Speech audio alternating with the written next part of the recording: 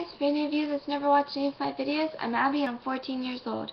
And I've been asked by a couple of people to share my suicidal, my self-harm, and depression story. And I've never really shared this video with, like the whole video with anybody before. I'm going to share it with you guys because I want anybody that's watching this that needs somebody to be there that actually understands what they're going through. I want you guys to know that I'll be there for you guys. I may not know exactly what you're going through, but I understand to an extent. So, let's start my story. I was 12 when I first started self-harming, and my father, he was never there for us ever, and he just kind of walked out on us after he cheated on my mom again. And me and him, we were talking on the phone, and we got into a really bad fight. And that night, I took a needle the very first time, right here, just 2 lines right there on my arm. And one of my friends saw it, and I told them that it was just my cat, because I have a lot of cats, and they sleep with me, so it's not that hard to push any self-harm off as my cat.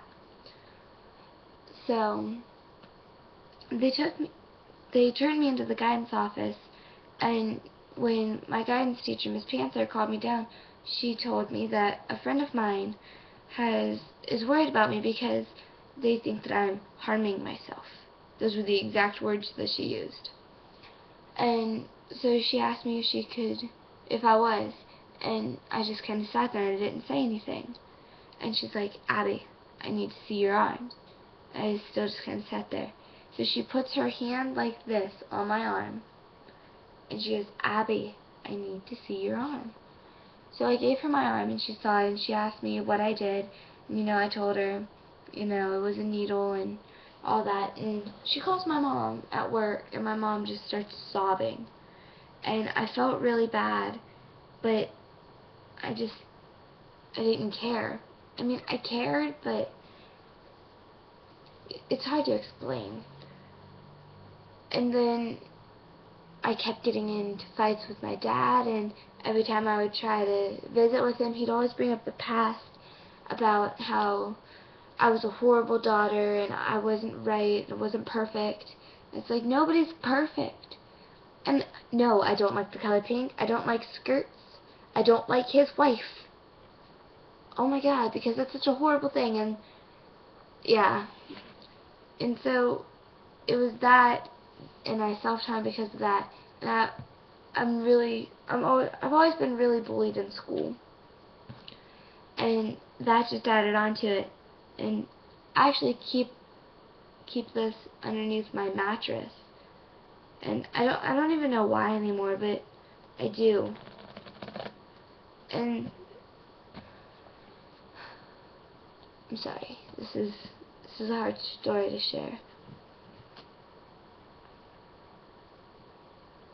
And then when I would get bullied, it would just add on to my depression, because I was soon put into counseling through the health department, and I was diagnosed with NOS depression, which means none otherwise specified depression. They don't know what to call my depression. I have severe social anxiety, I have OCD, and adjustment disorder. And I was always really bullied, and it didn't make anything better. And people were all like, it's kind of like a drug. And I watched all these videos about these kids that self-harm, and I was just like, it can't be a drug.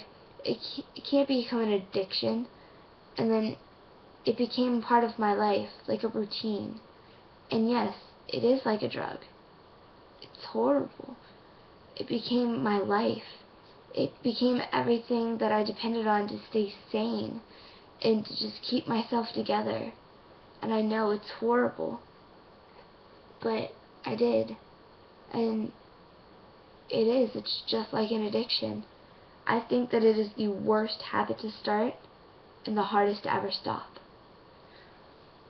I was clean almost 3 months, but about 3 weeks ago, I cracked. I don't even really know what happened. It was just my life. I just felt like it was horrible. It was going horrible. I was being yelled at for everything. I felt like I could never do anything right. Like I was failing my mom, and I wasn't the daughter that she needed or the one that she wants, and I just kind of broke.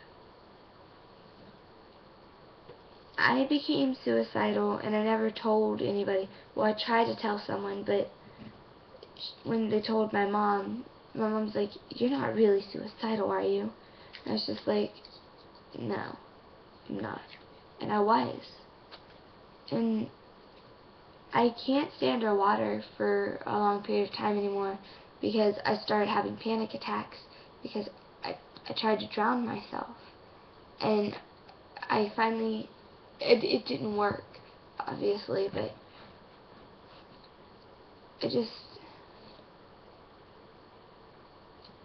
I know that it was stupid, and suicide isn't the cowardly way out.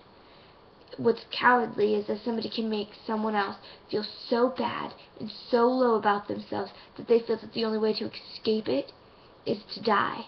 Is death itself is the only escape. And it's horrible when someone can make someone feel like the blade is the only way out. Like that is the only thing that you could ever do. No one deserves to ever feel like that.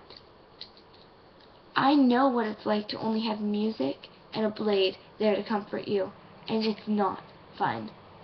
So, to any bully that is watching this right now, I want you to know that what you think is just little pickings and fun and games, it's not. To someone else, you could be killing them. You could be slowly tearing down their world, and one day you're going to push them to the edge, and they're just going to break. I almost broke.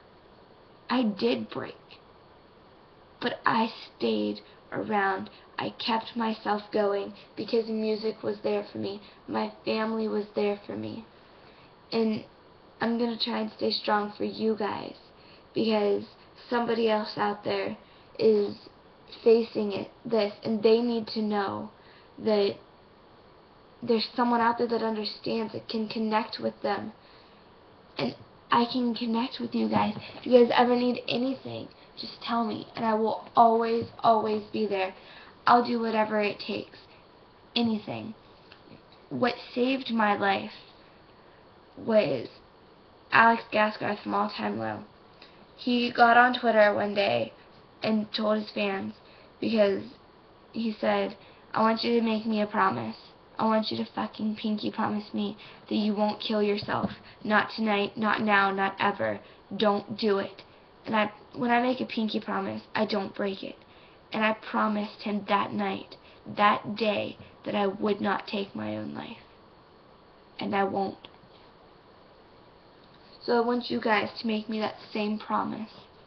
That no matter what you're going through, no matter what's going on, you will not kill yourself. You're better than that. You can overcome it.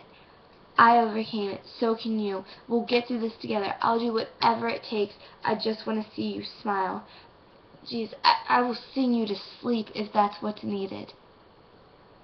So, that's my story.